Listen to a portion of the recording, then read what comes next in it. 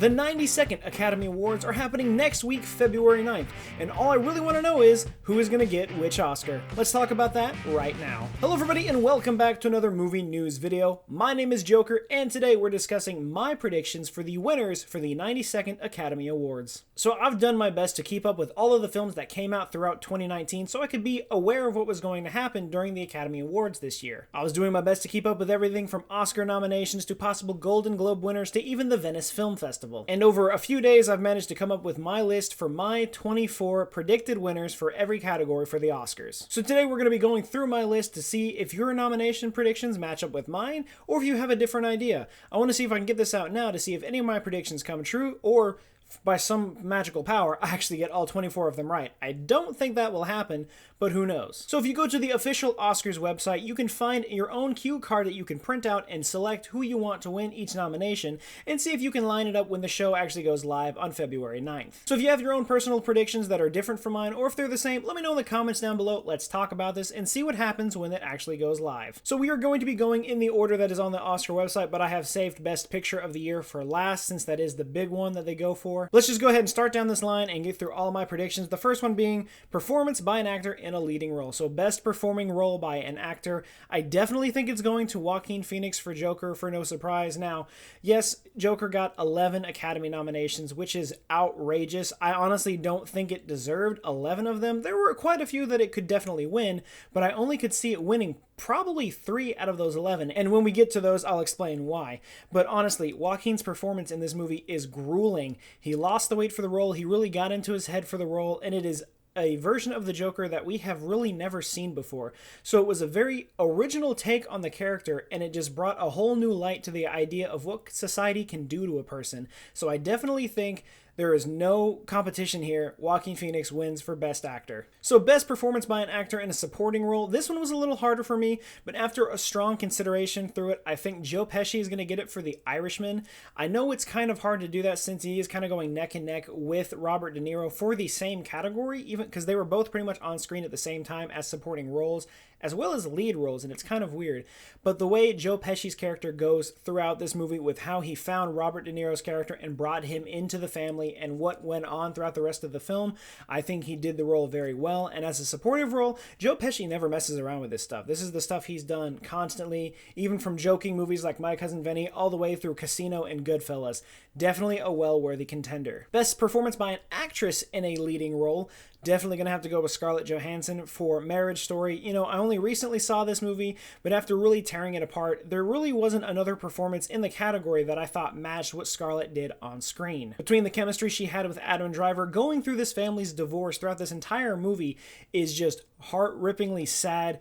It stressed me out. I had an anxiety attack by the end of the movie because the story was so compelling. And seeing her performance in screaming fits or talking with her lawyer, it's just something that can't be matched by anyone else in this category, and I definitely think she has the win here. The same thing with the Best Performance by an Actress in a Supporting Role going to Laura Dern, who played Scarlett Johansson's lawyer throughout the movie. She does a great job of just playing the asshole lawyer who is going to charge you so much money, but to ensure you that you will win the case. So hands down, I definitely think that Laura Dern is going to win for Best Supporting Actress. Going into some other things, we got Best Animated Feature of the Year, and I definitely think it's going to Klaus. This is a movie that came out on Netflix, which sort of depicts the story of Christmas in a way. It's not necessarily a Santa Claus portrayal of the character, but it's just a great heartfelt movie with great animated features. The film was created in such a unique way with the artistry of the characters and the design of the backdrops that I really feel that it stood out above everything else, and it became one of my favorites when we watched it over Christmas. Best Cinematography, I'm saying, is going to be going to Roger Deakins for 1917, and let's be real here.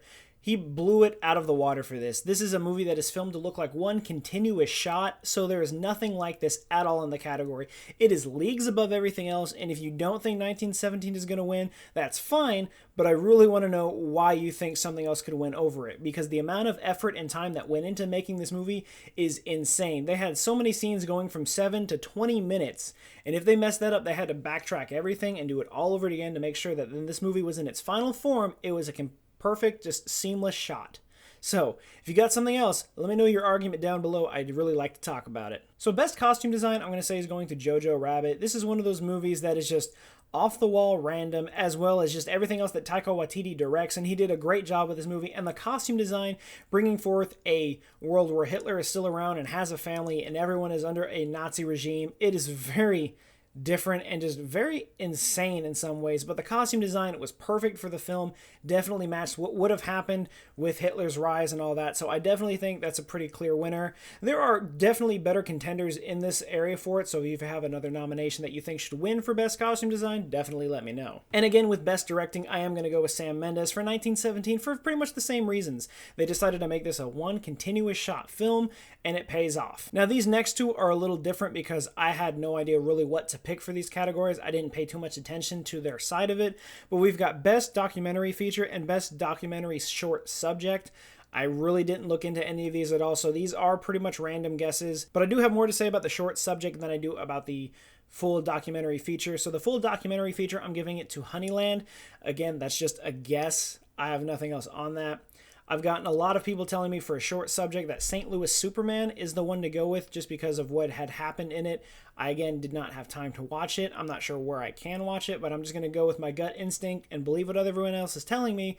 I'm going to go with St. Louis Superman. And I know that's really not the best way to do it, but there was still a lot. There's about 5 to 7 categories throughout this thing that I really was not sure of. But for best film editing, I'm definitely going to say Thelma Schoonmaker for The Irishman, just because it's a 3-hour movie, and there's a lot of going back and forth between different time periods from when Robert De Niro's character is very young to during present time where he's in a wheelchair, and then it's just going back and forth throughout the entire 3 hours. There's a lot to cover, and the film editing is honestly seamless in the fact that you can go between different time periods and you still don't fall out of the movie. You stay completely immersed in the film the entire time. Best international film of the year is definitely going to Parasite. Parasite is winning an insane number of awards from other film festivals all across the world, and when it's going to be dropping in the Oscars, I really think it's going to win for best international film. Bong Joon-ho made a fantastic movie about society and the differences between people, and if you haven't seen it, I highly recommend you check it out. It is absolutely incredible. This next one also did seem a bit simple, but for best makeup and hairstyling, I am going to go with Maleficent, Mistress of Evil. This is the sequel to the first Maleficent film that came out a few years back, but the amount of makeup and the design that goes into the character of Maleficent, as well as everyone else in the film, very high quality, very detailed, very well done. It has my vote. This next one's one I'm very highly passionate about, and that is Best Original Score.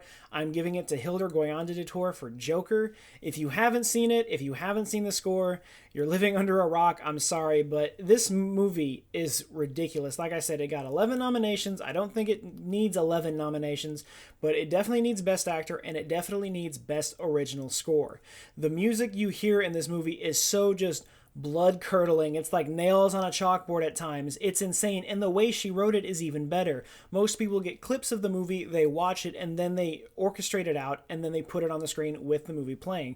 Hildur, in this case, didn't want that at all. She wanted the script sent to her in pieces, so she would read directly from the script and then write out the music based on what she thought would be in her head. And with Joker's scene in the bathroom after he kills the 3 Wall Street men on the subway, absolutely breathtakingly, hauntingly beautiful. Definitely think it's going to win for Best Original Score, and if not, it's definitely a snub. Something's wrong there. This one was a little harder for Best Original Song, but after hard consideration, I really want to give it to Into the Unknown from Frozen 2. I know Frozen was a huge deal when I was in high school. Everyone was obsessed with this movie. It was played over and over and over. Let It Go became one of the most popular films of the year, and still kind of is to this day.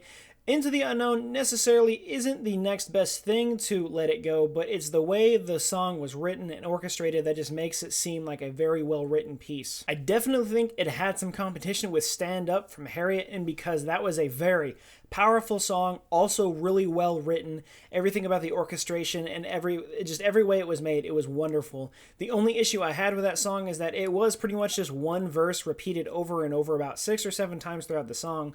So while it is a very great original piece, They didn't feel very original as far as the lyricism goes, whereas with Into the Unknown, you can clearly tell it is an adventure tale, it is a Disney song, it's one of those things that everyone's going to love, so that's why I'm going to give my vote to Into the Unknown. Best production design, definitely think it's going to go to Once Upon a Time in Hollywood, just because they purely captured the perfect essence of Hollywood during the 1960s. And within every location that they go, either on set of Hollywood or out in the theater district and everywhere around it, it was perfectly immersed in the 60s. You never thought like it was out of place or something seemed very wrong.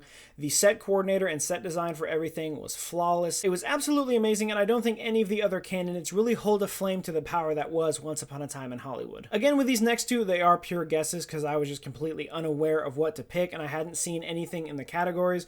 But for best animated short film, I'm going with Memorable, and for best live action short film, I'm going with The Neighbor's Window.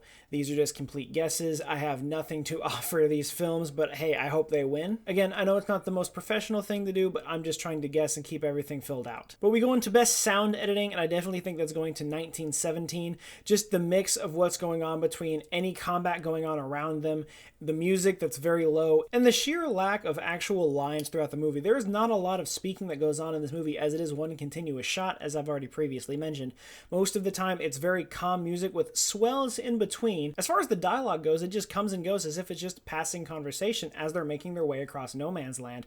I definitely think the editing of the sound was brilliant in this movie. That's why I'm going to give it my vote. Now, as far as best sound mixing goes, I'm definitely giving my vote to Ford versus Ferrari, simply because there's a lot going on in any one scene, especially if you're doing the racetrack scenes. You've got cars going around the track, you've got the crowd cheering behind the sound of the cars, you've got possible dialogue between characters on screen at any time, and the music playing on top of that. So there's a lot going on, and going through and mixing that is a lot of work. So getting it just right is hard to do, and I definitely think that Ford versus Ferrari nailed this. This may come as a surprise to some of you, and it may not, but for best visual effects, I'm going to give it to Avengers Endgame. Yes, Star Wars The Rise of Skywalker was in this category as well, but we've already seen Star Wars do its thing, and we know what it is, and with Avengers Endgame being a huge moment for the MCU, the visuals were stunning with everything that it goes through, from planet hopping to going back in time to different locations, to that final fight at the end where they bring everyone together. The visuals were stunning. It was absolutely incredible and breathtaking in the theater. And the last one that I think the Joker is going to win is Best Adapted Screenplay, just because it is adapted from a character we've already known and seen several times, and it's done in a completely original manner. Yes, we've seen other versions of an origin story for the Joker in other films, be it live action or animated, but nothing has really been canonically set as a true origin for the Joker, and this movie is also no exception. It is a non-canonical origin story that is unlike anything we've really seen before, and that's why I think as an adapted screenplay version of a character we all know and love, it definitely put the nail on the head, saying this was a perfect version of this character. And they did a perfect job with the screenplay of giving us a character that was truly terrifying and fascinating at the same time. Best original screenplay, I'm going to give it again to Marriage Story, just because of the process of sitting through this movie and being right in the pocket side by side with these two characters going through their divorce, moving back and forth between New York City and Los Angeles. It's a very stressful, very emotionally tiring film, and going through it is just, I honestly really don't have a lot of words to describe what I felt watching this movie. So seeing it nominated for Best Original Screenplay, I think is purely amazing, and I 100% think it is going to win for that. And now, coming to my final nomination, we have the Best Picture nomination. And after really strong consideration, it took me a few days to think of this, because I was going to give it to Marriage Story originally for the same reason I was going to give it to the original screenplay. But since I figured it really wouldn't make sense for it to win both categories, I left it with original screenplay, and I'm giving Best Picture of the Year to 1917. Again, mainly because it is a war film. We've seen war films so many times, from Jarhead to Saving Private Ryan to Full Metal Jacket, but the fact that this is a purely fiction story told loosely based off of a story that Sam Mendes' grandfather told him is just pure brilliance. And the fact that we only really focus on two characters on their journey on it's supposed to be a 6-hour journey across no man's land in a 2-hour time is absolutely incredible. And once again, the fact that they make it look like one continuous shot, it can't go unnoticed.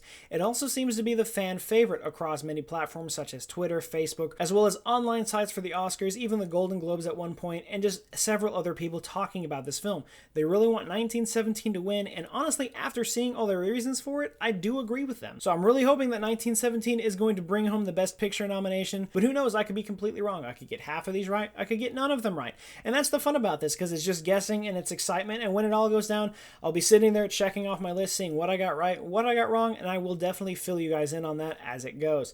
But what are your nominations? Do you have the same list as mine? If so, that's awesome. If not, let me know what you would change.